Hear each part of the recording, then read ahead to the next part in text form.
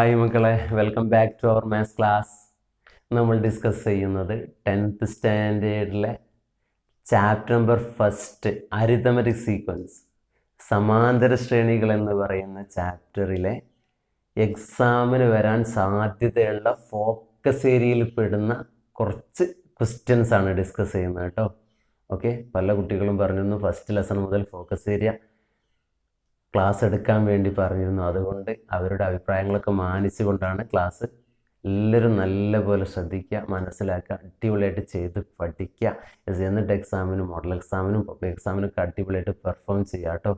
Okay, അപ്പോൾ എങ്ങനെയാണ് ചെയ്യേണ്ട രൂപങ്ങൾ മനസ്സിലാക്കുക. ക്വസ്റ്റ്യൻ കിട്ടിക്കഴിഞ്ഞിട്ടുണ്ടെങ്കിൽ ക്വസ്റ്റ്യൻ നല്ലപോലെ വായിച്ച് മനസ്സിലാക്കിയിട്ട് ക്വസ്റ്റ്യൻ്റെ ഐഡിയ എന്താണെന്ന് ക്ലിയർ ആക്കിയതിന് ശേഷം നമ്മൾ എന്ത് ചെയ്യുക, ആൻസർ ചെയ്യണം കേട്ടോ. അപ്പോൾ അരിത്തമെറ്റിക് സീക്വൻസ് എന്ന് പറയുന്ന ലെസൺ, സമാന്തര ശ്രേണി എന്ന് പറയുന്ന ലെസൺ നല്ല ഇമ്പോർട്ടൻ്റ് ആയിട്ടുള്ള ലെസൺ. മാക്സിമം ക്വസ്റ്റ്യൻസ് വരും. അപ്പോൾ അതുകൊണ്ട് ഓരോ ഏരിയയും എന്താണെന്ന് ക്ലിയർ ചെയ്യണം. ഫസ്റ്റ് തന്നെ വരുന്നതിലെ ഫോക്കസ് ഏരിയയിൽ വരുന്ന ഭാഗം എന്ന് പറയണമെങ്കിൽ അരിത്തമെറ്റിക് സീക്വൻസ് എന്ന് പറയുന്ന കൺസെപ്റ്റാണ്. സമാന്തര ശ്രേണി എന്ന് പറയുന്ന ആശയമാണ്. അപ്പോൾ സമാന്തര ശ്രേണി എന്ന് പറഞ്ഞ ആശയം എന്ന് പറഞ്ഞാൽ നമുക്ക് എല്ലാവർക്കും അറിയാം. കറക്റ്റായിട്ട് പല സീക്വൻസും നമുക്ക് അറിയുന്നതാണ്. അതിൽ നിന്നും സമാന്തര ശ്രേണി ഏതാണെന്ന് നമുക്ക് സെലക്ട് ചെയ്യാൻ വേണ്ടി നമുക്ക് പ്രയാസമൊന്നും വരില്ല അല്ലേ. അരിത്തമെറ്റിക് സീക്വൻസ് ഏതാണെന്ന് കണ്ടുപിടിക്കാൻ നമുക്ക് പ്രയാസമൊന്നുമില്ല. കറക്റ്റായിട്ട് നമുക്ക് പറയാൻ പറ്റും. Difference between two consecutive terms R equal such type of sequence is known as arithmetic sequence എന്ന് പറയാം അല്ലേ. അടുത്തടുത്ത് വരുന്ന പദങ്ങളുടെ വ്യത്യാസം തുല്യമായ ശ്രേണിയെ നമുക്ക് എന്ത് പറയാൻ പറ്റും, സമാന്തര ശ്രേണി എന്ന് പറയാൻ പറ്റും. ഒരു എക്സാമ്പിൾ നിങ്ങൾക്ക് പറയാൻ പറ്റുമോ? യെസ്, പല എക്സാമ്പിളും പറയാൻ പറ്റൂല്ലേ. ഇപ്പോൾ ഈ 2, 5, 8 എക്സെട്ര ഇതൊരു അരിത്തമെറ്റിക് സീക്വൻസ് അല്ലേ, സമാന്തര ശ്രേണി അല്ലേ? ആണ്. കാരണം എന്താ? യെസ്, ഇവ തമ്മിൽ ഈ 5 2 മൈനസ് ചെയ്താൽ 3 കിട്ടും, 8 5 മൈനസ് ചെയ്താൽ 3 കിട്ടും. കോൺസിക്യൂട്ടീവ് ടേംസിൻ്റെ ഡിഫറൻസ് സെയിം ആണെങ്കിൽ അത്തരം സീക്വൻസിന് നമ്മൾ പറയുന്നു അരിത്തമെറ്റിക് സീക്വൻസ്, സമാന്തര ശ്രേണി അല്ലേ. യെസ്, ഇനി നമുക്ക് പറയാൻ പറ്റും ഇതിൻ്റെ ഈ ആദ്യമുള്ള ഈ നമ്പറിനെ ഫസ്റ്റ് ടേം എന്ന് പറയൂല്ലേ, ആദ്യപദം എന്ന് പറയൂല്ലേ, x1 എന്ന് വിളിക്കാം അല്ലേ, അല്ലെ എഫ് എന്ന് വിളിച്ചൂടെ? യെസ്, വിളിക്കാം. x1 എഫ് എന്ന് വിളിച്ചു അല്ലേ. പിന്നെ നമ്മൾ പറയുന്നു ഈ ടേമിന്ന് ഈ തൊട്ട് മുമ്പുള്ള ടേം മൈനസ് ചെയ്താൽ നമുക്ക് കോമൺ ഡിഫറൻസ് കിട്ടും അല്ലേ. പൊതുവ്യത്യാസം ഏത് പദമാണോ അതിന് തൊട്ട് മുമ്പുള്ള പദം കുറച്ചുണ്ടെങ്കിൽ നമുക്ക് എന്ത് കിട്ടും, പൊതുവ്യത്യാസം കിട്ടും അല്ലേ. Yes, common difference. അപ്പോൾ കോമൺ ഡിഫറൻസ് കിട്ടാൻ വേണ്ടി എന്ത് ചെയ്താൽ മതി, 5 ഈ 5 തൊട്ട് മുമ്പുള്ള പദമായ 2 മൈനസ് ചെയ്യുന്നു. 5 2 മൈനസ് ചെയ്യുമ്പോൾ നമുക്ക് എന്ത് കിട്ടുന്നു, 3 എന്ന് കിട്ടുന്നു. അപ്പോൾ കോമൺ ഡിഫറൻസ് കണ്ടുപിടിക്കാനും നമുക്ക് പ്രയാസമില്ല. ഫസ്റ്റ് ടേമും കോമൺ ഡിഫറൻസും കിട്ടിക്കഴിഞ്ഞാൽ അരിത്തമെറ്റിക് സീക്വൻസിൽ ഓൾമോസ്റ്റ് ക്വസ്റ്റ്യൻസ് ഒക്കെ നമുക്ക് ചെയ്യാൻ പറ്റും. ഓക്കെ, അപ്പോൾ കോമൺ ഡിഫറൻസ് കണ്ടുപിടിക്കാൻ വേണ്ടി നമ്മൾ ഉപയോഗിക്കുന്നു. ഇപ്പോൾ ഈ തേർഡ് ടേം ആണെങ്കിൽ തേർഡ് ടേമിൻ്റെ തൊട്ട് മുമ്പുള്ള സെക്കൻഡ് ടേം മൈനസ് ചെയ്യുക. x3 ആയ തേർഡ് ടേം നമ്മൾ എന്ത് ചെയ്യും, x2 ആയ സെക്കൻഡ് ടേം മൈനസ് ചെയ്യും. അപ്പോൾ x3 8 ആണ്. 8 5 മൈനസ് ചെയ്യുന്നു. 8 - 5 എന്ന് പറഞ്ഞാലും 3 തന്നെയാണ്. ഏതാണോ ടേം അതിൻ്റെ തൊട്ട് മുമ്പുള്ള ടേം മൈനസ് ചെയ്യുമ്പോഴാണ് നമുക്ക് എന്ത് കിട്ടുന്നത്, യെസ്, അരിത്തമെറ്റിക് സീക്വൻസിൻ്റെ കോമൺ ഡിഫറൻസ് കിട്ടുന്നത്. പൊതുവ്യത്യാസം അതിന് നമ്മൾ സൂചിപ്പിക്കുന്ന ലെറ്റർ ഡി ആണ് അല്ലേ. ഡിഫറൻസ്, കോമൺ ഡിഫറൻസ്, പൊതുവ്യത്യാസം അല്ലേ. അപ്പം ഏതൊരു സമാന്തര ശ്രേണിയും കിട്ടിക്കഴിഞ്ഞാലും ആദ്യ പദവും പൊതുവ്യത്യാസവും കണ്ടുപിടിക്കാൻ നമുക്ക് പ്രയാസമൊന്നും ഇല്ല. ഇനി ഒരു ശ്രേണി തന്നു കഴിഞ്ഞിട്ടുണ്ടെങ്കിൽ അതിൻ്റെ ബീജഗണിത രൂപം അല്ലേ, ശരിക്കും ശ്രദ്ധിക്കണം. നല്ല കൺസെപ്റ്റ്, നല്ല ഫോക്കസ് ഏരിയ ആണ്. അപ്പോൾ അതിൽ എക്സാമിന് ഉറപ്പായാലും വരുന്ന ഭാഗങ്ങളാണ് കേട്ടോ ഡിസ്കസ് ചെയ്യാൻ. അപ്പോൾ ശരിക്കും നോക്കുക. അപ്പോൾ ഒരു സീക്വൻസ് തന്നു. ഇപ്പോൾ ഞാനിപ്പോൾ ഒരു 5 9 13 എക്സെട്ര ഇത് അരിത്തമെറ്റിക് സീക്വൻസ് ആണോ, സമാന്തര ശ്രേണി ആണോ? യെസ്, ആണ്. കാരണം എന്താ, ഈ 9 5 മൈനസ് ചെയ്താൽ നമുക്ക് എന്ത് കിട്ടും, യെസ്, 4 കിട്ടും. 13 9 മൈനസ് ചെയ്താൽ എന്ത് കിട്ടും, 4 കിട്ടും. ഇവയുടെ ഡിഫറൻസ് സെയിം ആണ്. അടുത്തടുത്ത് വരുന്ന പദങ്ങളുടെ വ്യത്യാസങ്ങൾ തുല്യമാണ്. അപ്പോൾ അതുകൊണ്ട് നമുക്ക് എന്ത് പറയാൻ പറ്റും, ഈ സീക്വൻസ് അരിത്തമെറ്റിക് ആണ്. ഈ ശ്രേണി സമാന്തര ശ്രേണിയാണ്. ഇതിൻ്റെ ബീജഗണിത രൂപം എങ്ങനെ കാണാം, യെസ്, ആൾജബ്ര എങ്ങനെ കാണാം. ഈ സീക്വൻസിൻ്റെ ആൾജബ്ര കാണാൻ ഇത്ര മാത്രം നിങ്ങൾ മനസ്സിലായി. xn ആണ് ഈ ആൾജബ്ര എന്ന് പറയുന്നത്. xn nth ടേം, എന്നാം പദം. xn nth ടേം, എന്നാം പദം. ആൾജബ്ര കാണാൻ പറയുന്ന ബീജഗണിതം എന്നാണ് മലയാളത്തിൽ പറയാം. ബീജഗണിതം കാണാൻ പറയുകയാണെങ്കിൽ നിങ്ങൾ ഇത്ര മാത്രം dn plus f minus d ഇത് നിങ്ങളെ മനസ്സിലുണ്ടായാൽ മതി. dn plus f minus d. അപ്പോൾ മക്കളെ ഇതിൻ്റെ f എന്താ? ആദ്യ പദം എന്താ? ഫസ്റ്റ് ടേം f എന്താ? f 5 അല്ലേ? അപ്പോൾ f is equal to 5. d എന്താ ഇതിൻ്റെ? യെസ്, കോമൺ ഡിഫറൻസ് പൊതുവ്യത്യാസം എന്താ? Yes, 9 minus 5. 9 5 കുറച്ച് നോക്കി. യെസ്, 9 മൈനസ് 5 എത്ര കിട്ടുന്നുണ്ട്? 4 4 കിട്ടുന്നുണ്ട്. Common difference 4. കോമൺ ഡിഫറൻസ് കിട്ടാൻ 9 മൈനസ് 5 അല്ലെ 13 മൈനസ് 9 അല്ലേ? കോമൺ ഡിഫറൻസ് കിട്ടി. ഇനി മക്കളെ ആൾജബ്രയാണ് നമ്മോട് കാണാൻ പറഞ്ഞത്. അപ്പൊ എന്താ നമ്മൾ ചെയ്യുക? xn is equal to dn plus f minus d. അപ്പൊ ഈ ഡിക്ക് പകരം നമ്മൾ എന്ത് കൊടുക്കുന്നു? 4n പ്ലസ്, അതായത് d 4 ആണ്. ഡിക്ക് പകരം 4 എന്ന് കൊടുത്തു. ഈ n അതുപോലെ അങ്ങോട്ട് ഇറക്കി എഴുതി. പ്ലസ് എഫിന് പകരം നമ്മൾ എന്ത് കൊടുത്തു? 5 എന്ന് കൊടുത്തു. മൈനസ് ഡിക്ക് പകരം വീണ്ടും 4 എന്ന് കൊടുക്കുന്നു. നോക്കിയേ, 4n പ്ലസ് 5 എന്ന് 4 മൈനസ് ചെയ്തേ. 5 മൈനസ് 4 ഇസ് ഈക്വൽ ടു 1. അപ്പൊ xn 4n പ്ലസ് 1 കിട്ടി. അപ്പൊ ഈ ശ്രേണിയുടെ ബീജഗണിത രൂപമാണ് 4n പ്ലസ് 1. ഈ ശ്രേണിയുടെ ഈ സീക്വൻസിന്റെ ആൾജിബ്രൈക് എക്സ്പ്രഷൻ ആണ് 4n പ്ലസ് 1. ക്ലിയർ ആയോ? ഓക്കെ. അപ്പോൾ ഏതൊരു സമാന്തര ശ്രേണി തന്നാലും അതിൻ്റെ ബീജഗണിത രൂപം കണ്ടുപിടിക്കാൻ നമ്മൾ എന്ത് ചെയ്താൽ മതി? xn is equal to dn plus f minus d കണ്ടാൽ മതി. d എന്ന് പറഞ്ഞാൽ പൊതുവ്യത്യാസമാണ്, കോമൺ ഡിഫറൻസ് ആണ്. f എന്ന് പറഞ്ഞാൽ ആദ്യ പദമാണ്. പ്രയാസമല്ലല്ലോ? ക്ലിയർ അല്ലേ? ഓക്കെ. ഇനി ഈ ശ്രേണിയുടെ 10ാം പദം കാണുക എന്ന് പറഞ്ഞാൽ നമ്മൾ എങ്ങനെ ചെയ്യാം? ഈ ശ്രേണിയുടെ 10th ടേം കണ്ടുപിടിക്കുക എന്ന് പറഞ്ഞാൽ എങ്ങനെ മക്കളെ ചെയ്യാം? Yes, okay. അപ്പോൾ x10 കാണും അല്ലേ? 10th ടേം 10ാം പദം. അപ്പോൾ എന്നിൻ്റെ സ്ഥാനത്ത് നമ്മൾ എന്ത് കൊടുക്കും? 10 എന്ന് കൊടുക്കും. അപ്പോൾ 4 × 10 പ്ലസ് 1. 4 × 10 പറഞ്ഞാൽ എന്താ? 40. 40 പ്ലസ് 1 എന്ന് പറഞ്ഞാൽ എന്താ? 41. റെഡി അല്ലേ? ഈ സീക്വൻസിന്റെ 10th ടേം കാണാൻ പറഞ്ഞാൽ 41. ഈ സീക്വൻസിന്റെ 20th ടേം 20ാമത്തെ പദം കാണാൻ പറഞ്ഞ പ്രയാസമുണ്ടോ? ഇല്ല. ഈ എന്നിന് പകരം നമ്മൾ എന്ത് കൊടുക്കും? 20 കൊടുക്കും. ഈ 25ാമത്തെ പദം ആണെങ്കിലോ? യെസ്, പ്രശ്നമില്ല, നമ്മൾ 25 എന്ന് കൊടുക്കും. 4 × എന്നിന് പകരം 25 എന്ന് കൊടുക്കുന്നു. 25 പ്ലസ് 4 × 25 പറഞ്ഞാൽ എന്താ? 4 × 25 100. 100 പ്ലസ് 1 പറഞ്ഞാൽ എന്താ? 101. ഈ സമാന്തര ശ്രേണിയുടെ 25ാം പദം എത്ര? 101 ആണ്. ഓക്കെ. അപ്പൊ ഈ ശ്രേണിയിലെ ഏത് പദം ചോദിച്ചാലും നമുക്ക് ഈ എന്നിന്റെ സ്ഥാനത്ത് ആ പദത്തിന്റെ എണ്ണം കൊടുത്താൽ മതി. ടേംസിന്റെ നമ്പർ അങ്ങ് കൊടുത്താൽ മതി. അപ്പൊ സിമ്പിളായിട്ട് നമുക്ക് ആൻസറിലേക്ക് എത്താൻ പറ്റും. റെഡി? ഓക്കെ. അപ്പോൾ ഒരു സമാന്തര ശ്രേണി തന്നാൽ അതിൻ്റെ ബീജഗണിത രൂപം കണ്ടുപിടിക്കാൻ നമുക്ക് മനസ്സിലാക്കണം. ഒരു അരിത്തമെറ്റിക് സീക്വൻസ് തന്നാൽ അതിൻ്റെ കോമൺ ഡിഫറൻസും ഫസ്റ്റ് ടേമും കണ്ടുപിടിക്കും. അതിൽ നിന്നും നമ്മൾ അതിൻ്റെ ആൾജബ്രൈക് എക്സ്പ്രഷൻസും കണ്ടുപിടിക്കും. അപ്പോൾ ഇനി ശ്രദ്ധിക്കേണ്ട ഒരു കാര്യം എന്ന് പറഞ്ഞിട്ടുണ്ടെങ്കിൽ, ഒരു സീക്വൻസ്, ഈ സീക്വൻസിൻ്റെ ഡിക്രീസിങ് സീക്വൻസ് ആണെങ്കിൽ, ഇപ്പൊ നമ്മളിപ്പോൾ 5 9 30 എന്ന് പറഞ്ഞാൽ ഇൻക്രീസിങ് ആണ്, കൂടിപ്പോകുന്ന സീക്വൻസ് ആണ്. കൂടിപ്പോകുന്ന സീക്വൻസ് ആവുമ്പോൾ അതിൻ്റെ പൊതുവ്യത്യാസം, കോമൺ ഡിഫറൻസ് പോസിറ്റീവ് ആണ് ഉണ്ടാവുക. ഇനി കുറഞ്ഞു വരുന്ന സീക്വൻസ്, ഇപ്പൊ 10 7 4 എക്സെട്ര, ഇത് കുറഞ്ഞല്ലേ പോകുന്നത്?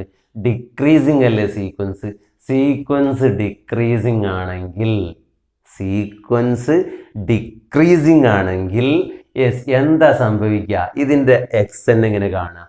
ഇതിന്റെ ഫസ്റ്റ് ടൈം എന്താ വരിക? ഫസ്റ്റ് ടൈം ആദ്യ പദം 10 ആണ്, അതിൽ സംശയമൊന്നുമില്ല. ആദ്യം കാണുന്ന ആളാണ് ആദ്യ പദം, ഫസ്റ്റ് ടൈം. ഓക്കെ. ഇനി കോമൺ ഡിഫറൻസ് എന്ന് പറഞ്ഞാലോ? കോമൺ ഡിഫറൻസ് എന്ന് പറഞ്ഞിട്ടുണ്ടെങ്കിൽ ഈ സെക്കൻഡ് ടേമിൽ ഫസ്റ്റ് ടൈം മൈനസ് ചെയ്യുക. 7 - 10.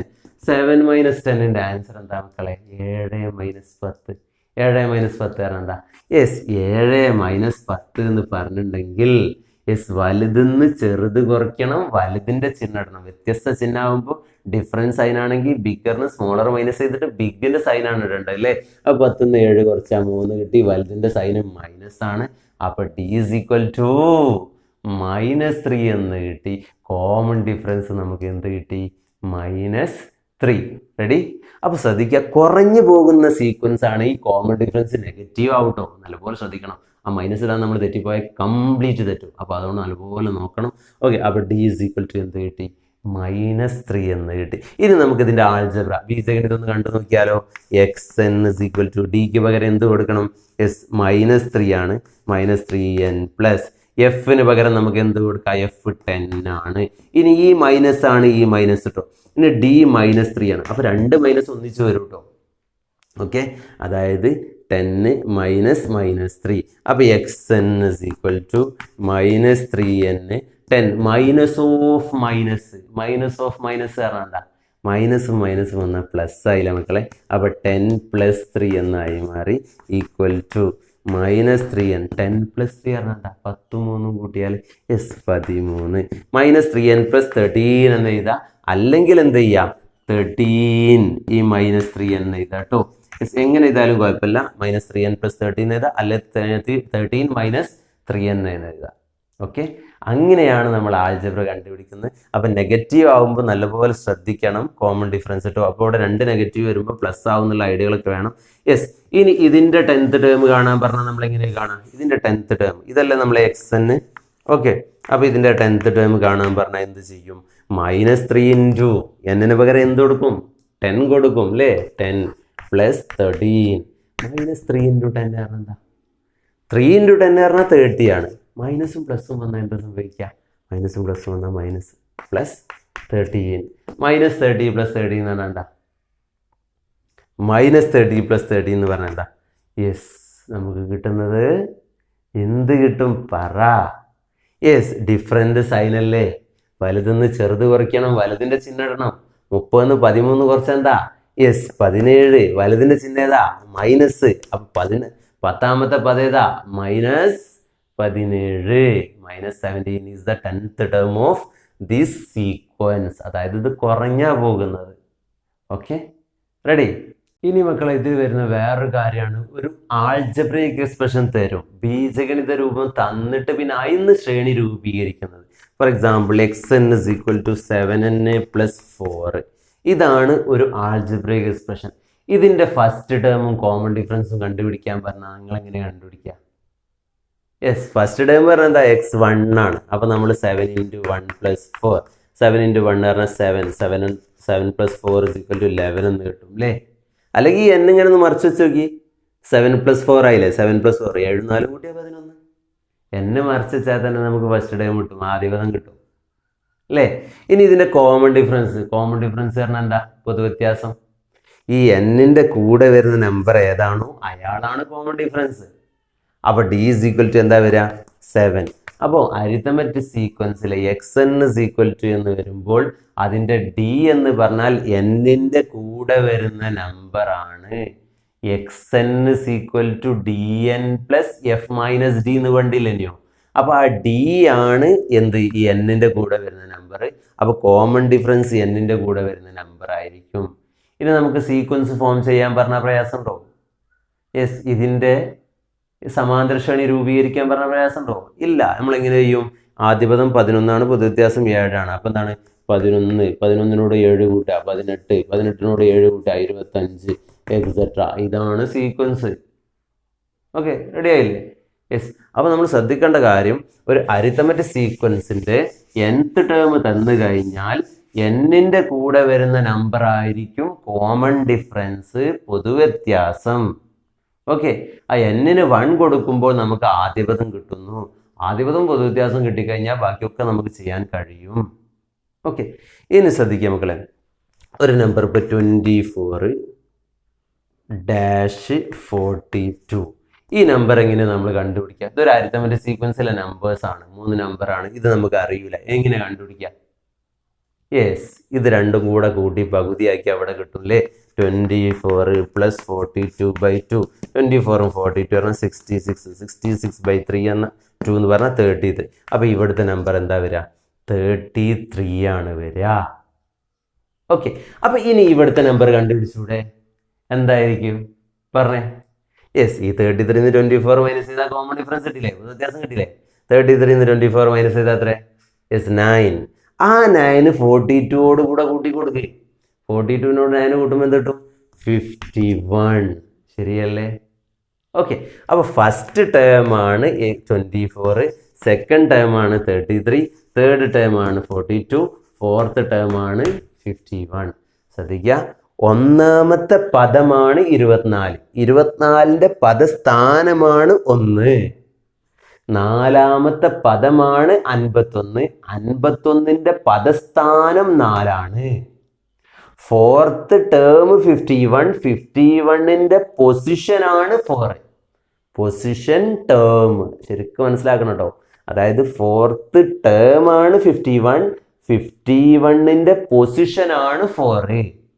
മൂന്നാമത്തെ പദമാണ് 42, 42ന്റെ പദസ്ഥാനം 3. മൂന്നാമത്തെ സ്ഥാനത്തല്ലേ 42.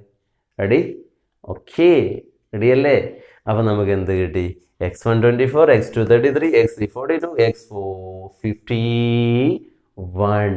അപ്പോൾ ഇങ്ങനെ വരുന്ന സമയത്ത് പല സ്ഥലങ്ങളിലും നമുക്ക് കോമൺ ഡിഫറൻസ് കണ്ടുപിടിക്കാൻ വേണ്ടി, പൊതുവ്യത്യാസം കണ്ടുപിടിക്കാൻ വേണ്ടി പദവ്യത്യാസം ബൈ സ്ഥാനവ്യത്യാസം, അതായത് difference between terms by difference between position, ആ കാര്യങ്ങൾ ഉപയോഗിച്ച് നമ്മൾ ചെയ്യൂട്ടോ. അതായത് ശ്രദ്ധിക്കാം, ഇവിടെ ഇപ്പോൾ 24-42 ഈ രണ്ട് നമ്പറും വരുന്ന സമയത്ത് ഇത് രണ്ടും കൂട്ടി പകുതിക്ക് അവിടെ കിട്ടൂല. അപ്പം നമുക്കിതിൻ്റെ കോമൺ ഡിഫറൻസ് കണ്ടുപിടിക്കണം, പൊതുവ്യത്യാസം കണ്ടുപിടിക്കണം. എങ്ങനെ പൊതുവ്യത്യാസം കണ്ടുപിടിക്കുക? പൊതുവ്യത്യാസം കണ്ടുപിടിക്കാൻ വേണ്ടി ഇത് ആദ്യ പദമല്ലേ, ഒന്നാമത്തെ പദമല്ലേ, ഫസ്റ്റ് ടേം അല്ലേ 24. അപ്പോൾ ഫസ്റ്റ് ടേം 24 ആണ്. 2, 3 നാലാമത്തെ പദമാണ്. ഫോർത്ത് ടേം 42, നാലാമത്തെ പദമാണ് 42. അപ്പോൾ പൊതുവ്യത്യാസം കിട്ടാൻ വേണ്ടി ഈ പദവ്യത്യാസത്തെ സ്ഥാനവ്യത്യാസം കൊണ്ട് ഹരിക്കുക. അതായത് ടേംസിൻ്റെ ഡിഫറൻസിനെ പൊസിഷൻ്റെ ഡിഫറൻസ് കൊണ്ട് ഡിവൈഡ് ചെയ്യുക. അപ്പോൾ 42 - 24 ഡിവൈഡഡ് ബൈ 4 - 1. അതായത് 42 24 മൈനസ് ചെയ്യുക, 4 1 മൈനസ് ചെയ്യുക. 42 24 മൈനസ് ചെയ്ത് എന്താ കിട്ടുക? 42 - 24 എന്ന് പറഞ്ഞിട്ടുണ്ടെങ്കിൽ 18. 4 1 മൈനസ് ചെയ്താൽ എന്ത് കിട്ടും? 3. 18ൽ എത്ര 3 ഉണ്ട്? 18ൽ എത്ര 3 ഉള്ളത്? 6. പൊതുവ്യത്യാസം കിട്ടി. പൊതുവ്യത്യാസം കിട്ടി കഴിഞ്ഞാൽ ബാക്കി രണ്ട് ടേംസും കണ്ടെത്തി കൂടെ? ഈ 24നോട് 6 കൂട്ട് 30, 30യോട് 6 കൂട്ട് 36. റെഡി? ഓക്കെ. ഇനി മക്കളെ വേറൊരു ക്വസ്റ്റ്യൻ ശ്രദ്ധിക്കുക. ഒരു സമാന്തര ശ്രേണിയുടെ 8ാം പദം 53, 8ാം പദം 53, യെസ്, ആൻഡ് 15ാം പദം 102, 15ാം പദം 102 ആയാൽ പൊതുവ്യത്യാസം എന്ത്? ആദ്യ പദം എന്ത്? ശ്രേണി എഴുതുക.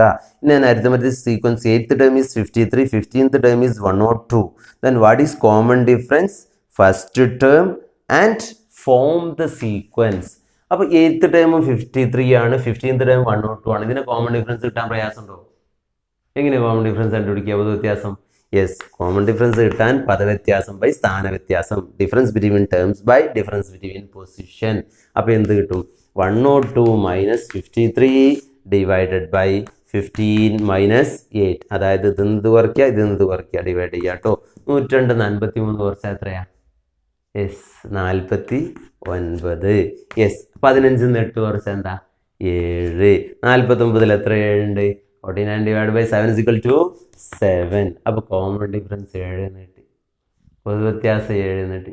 പൊതുവ്യത്യാസം 7 കിട്ടിക്കഴിഞ്ഞാൽ ഇതിൻ്റെ ആദ്യ പദം കണ്ടുപിടിച്ചൂടെ? എടാ, 8ാം പദം 53 ആണ്. ആദ്യ പദം 1ാം പദം ഫസ്റ്റ് ടൈം കിട്ടാൻ വേണ്ടി 8ാം പദത്തുനിന്ന് 8ന്ന് എത്ര കുറയ്ക്കുമ്പോഴാ 1 ഇട്ടാ?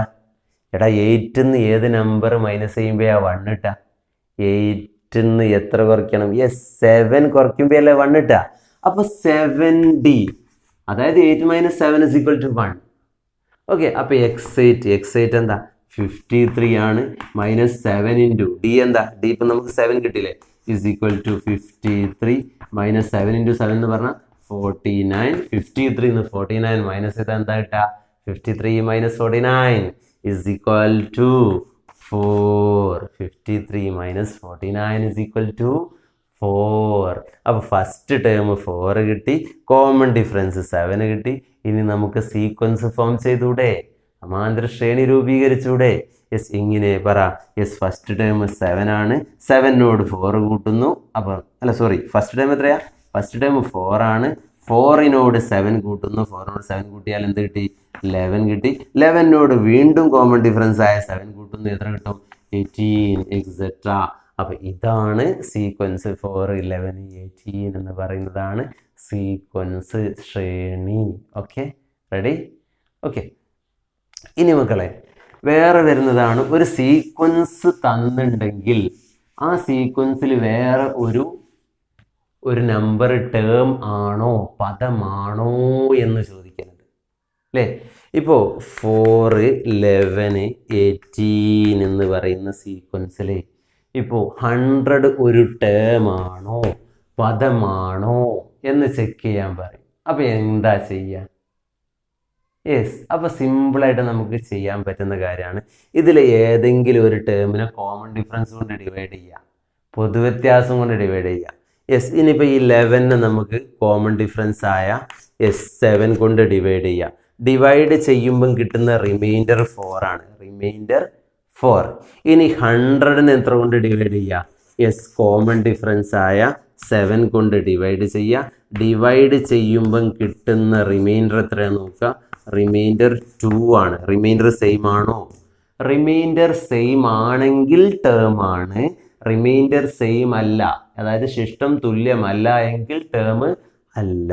അപ്പോൾ നമുക്ക് 100നെ 7 കൊണ്ട് ഡിവൈഡ് ചെയ്യുമ്പോൾ കിട്ടുന്ന റിമൈൻഡർ 2 ആണ്, അതായത് ശിഷ്ടം തുല്യമല്ല.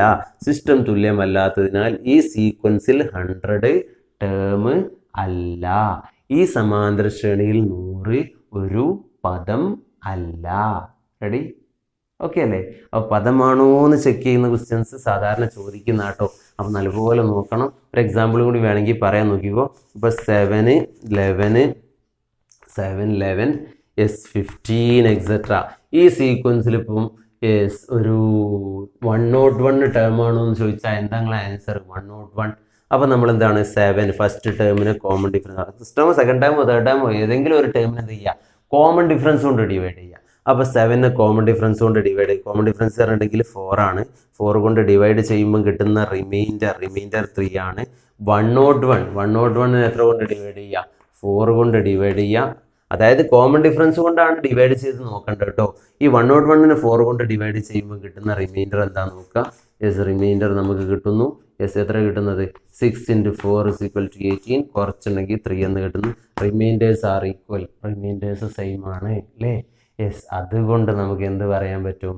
റിമൈൻഡേഴ്സ് ഈക്വൽ ആയതുകൊണ്ട്, സിസ്റ്റം തുല്യമായതുകൊണ്ട് ഈ സീക്വൻസിലെ ഒരു ടേം ആണ് 101 എന്ന് പറയാം. ഓക്കെ, അപ്പോൾ പദമാണോ എന്ന് ചെക്ക് ചെയ്യാനുള്ള ചോദ്യങ്ങൾ ഉണ്ടാവാറുണ്ട്. അപ്പോൾ അത് ഈ രൂപത്തിലാണ് ചെയ്തു പോകേണ്ടത് കേട്ടോ. ശ്രദ്ധിക്കുക. ക്ലിയർ അല്ലേ? ഇനി മക്കളെ നമുക്ക് ഇതുപോലത്തെ കുറച്ച് ക്വസ്റ്റ്യനും കൂടെ സമാന്തര ശ്രേണിയിലെ ഫോക്കസ് ഏരിയയിൽ വരുന്നുണ്ട്. അത് നമുക്ക് അടുത്ത ക്ലാസ്സിൽ പറയാം കേട്ടോ. അപ്പോൾ ശ്രദ്ധിക്കേണ്ട കാര്യം, ഇന്ന് പറഞ്ഞത് സമാന്തര ശ്രേണി എന്ന ആശയം, കൺസെപ്റ്റ്, അരിത്തമെറ്റിക് സീക്വൻസ് എന്ന് പറയുന്നത് എങ്ങനെയൊക്കെയാണ് വരുന്നത്, പിന്നെ അതിൻ്റെ പൊസിഷൻ ആൻഡ് ടേം, അതിൻ്റെ ആൾജബ്ര, പിന്നെ പദമാണോ ചെക്ക് ചെയ്യുന്നത് കേട്ടോ. ഈ ഭാഗം നല്ല അടിപൊളിയായിട്ട് പഠിച്ച് ക്ലിയർ ആക്കി വെക്കുക കേട്ടോ. നെക്സ്റ്റ് ഇതിൻ്റെ നാച്ചുറൽ നമ്പേഴ്സിൻ്റെ സമ്മ്, പിന്നെ സമ്മുമായി ബന്ധപ്പെട്ട കുറച്ച് കാര്യങ്ങൾ വരുന്നുണ്ട്. അത് നമുക്ക് അടുത്ത ക്ലാസ്സിൽ ഡിസ്കസ് ചെയ്യാം കേട്ടോ. ഓക്കെ.